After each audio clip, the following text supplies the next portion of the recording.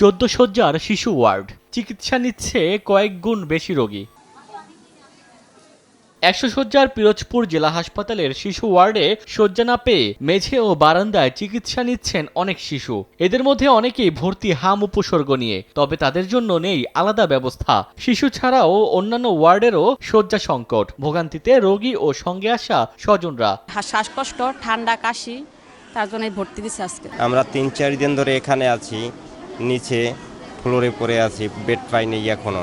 এখানে রোগীর পরিমাণটা বেশি, বেডের পরিমাণটা খুব কম, ফ্লোরে থাকতে হয়, খুব কষ্ট হয় বাচ্চা কাচ্চা নিয়ে। লোক ভরা, একটু হাঁটারও জায়গা পাওয়া যায় না। 75 জন রোগীকে দেখা, চিকিৎসা লেখা, ছুটি লেখা, ফ্রেশ অর্ডার করা, তার পরীক্ষা নিরীক্ষা করানো এবং সেটা রিপোর্ট দেখা, আলটিমেটলি সব কিছু শুধু আমার একারই জন্য।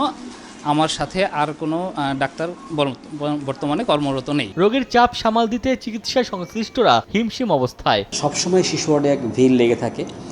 এত ভিড় এবং রোগীর সাথে কেয়ার গিভার অর্থাৎ পরিচর্যাকারী থাকে, সব মিলিয়ে দেখা গেছে যে 100-150 মতো লোকজন অবস্থান করে।